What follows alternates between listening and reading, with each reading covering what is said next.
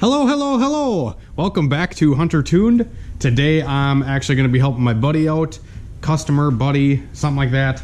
And he actually brought me a cylinder support system GSR motor that I took to a machine shop probably 2 months ago now. The machine shop took their sweet ass time with it, but you know, that's just kind of the name of the game. You know, springtime, it's racing season, the machine shop's busy. You know, you got to deal with that stuff sometimes. But anyways, he brought me a GSR motor that has cylinder support system installed into it, and whatever. But I ended up tuning this guy's car and installing a turbo kit on it last year, and he ran it for about 6 to 8 months, and it ended up cracking a sleeve. It was a stock GSR motor with 12 to 1 Y-scos and Eagle rods, so it was high compression, maxed out eBay turbo, kind of a recipe for disaster. So this go around, he's ditching the eBay turbo kit and he's switching over to a Turbonetics, I believe it is, and it's like a 63, 65. It's a big turbo, and he's got that turbo with the same rods he's going to use, but he's going with Y-sco flat tops this go around. So these are just like 10 to 1, like, you know, 10.5 to 1 or whatever. These are the pistons that he's using. There's some goo on it, but yeah, these are the pistons that he's going to be using, and this is the block he's going to be using. Kind of just going through and gapping the rings now. Unfortunately, there's like a whole nother lake fly infestment going on in here right now. Thought the lake flies were gone, but I think this is the second batch of them. I feel like one batch hatches and then the second batch hatches, and here they are again flying around. It's kind of annoying. But anyways, I got all the piston rings laid out onto the motor here to the corresponding cylinder that I gapped them to. A lot of people message me and ask me this question, and that's, what do you gap your rings to, Hunter? And I go anywhere between 18 and 22 thousandths on the top ring and around 24 to 26 thousandths on the second ring. That may be a little bit big for some people, that may be a little bit small for some people, but that's just what I do. You guys can do whatever you want. It works good for me. It's exactly what I did on my B20V, and no smoking, no nothing, but I like to go a little bit bigger than, you know, how they come out of the box, because I don't want the rings to butt and have that to be an excuse why I broke my piston or broke my piston ring or whatever. Also, that's kind of what happened on this motor when he took it all apart or whatever. These are the rings that were in there, and some of the rings are okay, and then some of the rings are broken in a few spots. So I think these rings actually butted. Like there's one chunk there, and there's a crack in that one, crack in that piston ring. You know, there's a couple cracks on this one, so I bet you the ring gap was not set on these pistons when he put that motor together last. I didn't put the motor previously in that car, I just turboed it. You know, and it lasted for a little while, but shit breaks. Just happens. It's part of racing. But anyways, so I got the rings all gapped. I'm going to actually be installing the rods onto the pistons now. I'm going to break all the pistons out of the box and install them onto the Eagle rods that we got here. So these rods are still in good shape. They're used, so I usually don't recommend going over like 600, 650 maybe on a used set of Eagle rods. You know, a fresh set of Eagles, you can get up to 750 maybe on like regular out of the box H-beam Eagles, but after they've been used and had miles put on them, they definitely deteriorate a little bit, and you can't run as much power on a used connecting rod. But his goals aren't like, you know, to go to the moon or anything like that. He just wants to get a reliable like 500 to 600 horsepower car, and that should be pretty easy with this setup, having the CSS and forged pistons and everything like that. So he also had the cylinder head brought to me, and I got this thing all surfaced nice and flat for him. So I took the head to the machine shop and got this all surfaced flat for him. This thing has flat valves, and it's got Brian Crower springs retainers. So the head's all built, good to go. It's running stock GSR camshaft. And once I get this motor put together for him, he's going to be taking the motor, putting it in the car, and then bringing the car back to me for the install of the new turbo kit.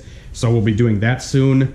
I went to the junkyard today and I actually picked up some injectors, and I also got a hold of my homie that works up there, and he's hooking it up. I'm getting another B20 block So I got a B20 block coming already for this thing. And then I think I'm going to order that DevCon block filler, and I'm going to try it and see if it helps, see if it is worth 75 bucks. And I mean, if we could run 20 pounds of boost for the season and then, you know, not crack a sleeve or anything, that would be awesome. So I think I'm just going to give it a shot, see if it works, and see if it kind of helps with the sleeves cracking at all. It might not, it might help, who knows. All right, so it is the next day now. I took a break from yesterday because the garage was infested with bugs, and I didn't really want to assemble a motor with a bunch of bugs flying around, so I got the motor all blown out, cleaned out, and I got the rods and pistons installed into the bottom end. I've went over this a couple times in different videos, so I'm not doing everything, but Christian's over here helping me out. Yes, sir. Oh, nice shirt you got there. Thanks. Where do you get those? Huntertune.com. Oh, nice. Yeah. So anyways, we got the main bearings installed into the block here, and now I'm about to install the rod bearings onto the bottom side. This is how I usually do it. I get the rods and pistons installed into the motor, and then I flip it over, install all the bearings on the bottom side, put the crank in, and then install the bearings on, you know, the top side of the cap here, and on the caps for the crank here. So we're gonna do that next, get these bearings all installed, and then I'll show you how to put the crank in.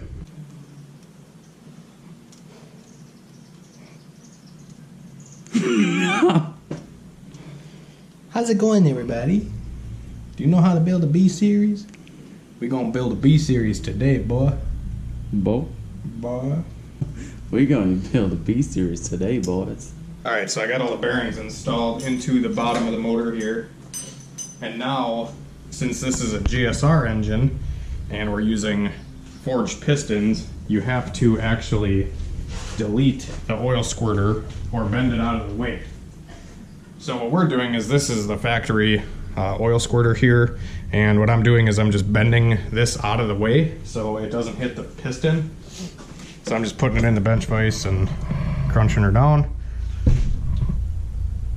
Pull it back a little, go up here, pull it back a little. There we go. Now she's gonna be, you know, she looks like a little wobbly, you know, limp dick, but we're gonna put that in there. So now that's not gonna interfere with the piston. Now you could just, I've done it a couple different ways, and works any way you would like. But we're going to, like I've done it a couple different ways where you can actually cut this off and then weld it shut. I've done that. Or you can buy the Golden Eagle block off plate, or they're just like little bolts that block off the oil squirter, or you can bend them out of the way. So yeah. It ain't a tight car if it ain't a tight bar. All right, so you want to make sure that the crank is cleaned off. We already got this one cleaned up pretty good. And put the crank in with all the journals facing, you know, like away from each other. So none of them are going up or down. And then you want to pop this guy in here. It's nice and easy. And make sure all the rods and pistons are facing top dead center. So the pistons are all the way down. Yeah. Then you can get the crank all the way in. Alrighty guys, so the crank didn't work, and so we welded the shit shut. That works. Alright guys, so we put the crank in, and it was really hard to put in, and then the crank wouldn't spin, and I'm like, okay, something's not right. And it turned out the oil squirters were hitting the crankshaft, and they were hitting the piston as well. So we ended up just doing it the old-fashioned way, and we cut the squirter, like the you know, limp dick that hangs off of the squirter here. Sounds so wrong. So we cut it off flush, and then I just put a bead of weld over it, and this is poor man's Type R, bro. I'm just kidding. It ain't a tight car if it ain't a tight bar. Right. Yeah, so now they poor man's block off kit right here. And they fit in perfect. Yep. Mint. Sound like a horse. Alrighty, hey guys. Hello, how's it going? Hello, hello. Hello, hello, hello. So we are putting the the oil pan on. the oil pan on right now. Chupe me bole. We had everything else Buttoned up on this bitch. all torqued The oil out. squirters were all fucking us up here. So we welded them bitches shut. We already showed them that. Oh yeah.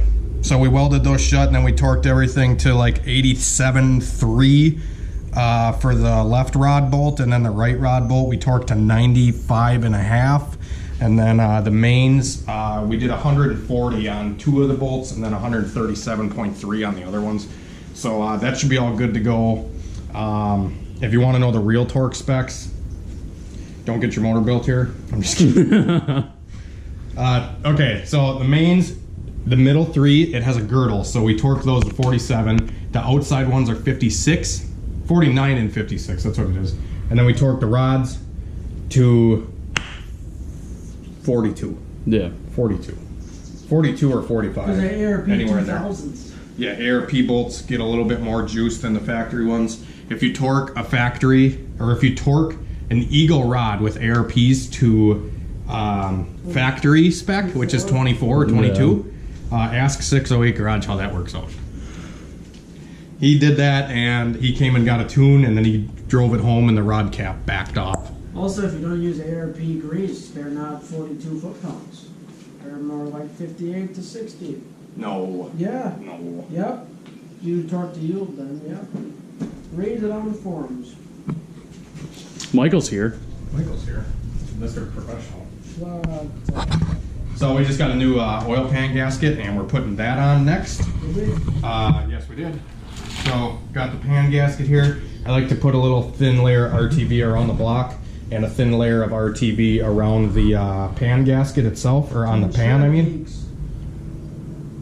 So this pan's gonna have, gonna put her on like so. And it's gonna have this little divot here, which matches up on the intake side for the pan gasket. Line up the studs. Just like fucking so there, guy. Yadder, eh? Right there. Keep her moving. Keep her moving. Okay, now we got that done. We got the pan cleaned out, so we're gonna throw the pan on next, you know. Throw the pan on, you know. Pan, where's the pan? Oh, the pan behind over here, you know. Pan. The pan's right here. We got the 10 layer RTV on the pan. She's all cleaned out, nice and clean, you know. Yeah, oh, okay. Okay. Oh, yeah. Mm-hmm. Then the drain plug goes on the intake side, if you didn't know that. And that's what we did there. Kaboom. Tighten the bolts down, you know, to half a snug. And then you're all good to go. Got the old GSR ready for 900 wheel. Alright guys, so we ended up hitting a roadblock with this thing. I got the oil pan and everything back on. I was going to start doing a lot of the other stuff, like put the cylinder head on. What else did I do? I did the water pipe. I got that all hooked up. I got these fittings installed into the back of the block. These ones are for the oil catch can. Kind of deletes the freeze plugs, or like these are like the factory plugs that sit inside of where these fittings are here. So I got that done, and then I noticed that this is a GSR block and he didn't have an oil cooler, so there's no oil cooler that I was supplied with this, and there's no stud in the oil filter housing here. So the only option would be to, you know, put an oil cooler on it, which I had one laying around. So this is like the factory GSR oil cooler fitting, just threads into here. So, and then the oil cooler would sit here, the sandwich plate, and then the oil filter. That's how you would do it on like a GSR setup with an oil cooler. But I noticed that he has a LS water pipe, which does not have the extra fitting for the oil cooler coolant line. So he'd either need to get a water pipe that is for a GSR to run the GSR oil cooler, or he's going to need to take the stud out of his old block, because I think he had an LS set up on his old one where it had the LS just threaded into here, so you could put the filter right on it, and then you wouldn't have to run the oil cooler. But I don't have any of those parts to do that. Also, when I went to go put the head studs in and torque everything down, I noticed that this thing has a bunch of messed up threads on the head studs. Like I tried to run, you know, just one of these normal head bolts through it, and it goes in super hard, and one of them is completely stripped out. So can't really do anything else with this car or with this engine. It sucks because this is a really nice motor, and something stupid is kind of holding us up now. So he's He's gonna have to take it back to the machine shop because I don't have any of the specialty tools. I think the head stud pitch is like M11 by 150 or something, and I don't have the time certs or the Healy coils or anything like that here to do this. So I'm going to have to either find him somebody that can do that, or take it to the machine shop again, or he's gonna take it to the machine shop so can get those threads fixed and get the cylinder head installed. It's getting dark out, it's getting late, and the bugs are coming back. It seems like the bugs are okay during the day, like they're not really around as much, but I'm getting chewed alive out here by mosquitoes and just freaking lake flies everywhere, and it seems like they come out at night. When I have the lights on in the garage, there's bugs galore. So I gotta shut the garage up so the garage doesn't get infested with bugs. And yeah, so we'll have to pick up on this some other time. We got as far as we could with it. Hopefully you guys enjoyed the video and maybe learned something from it.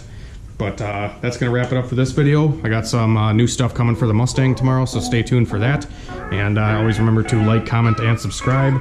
And hopefully you guys enjoyed the video. We will see you tomorrow.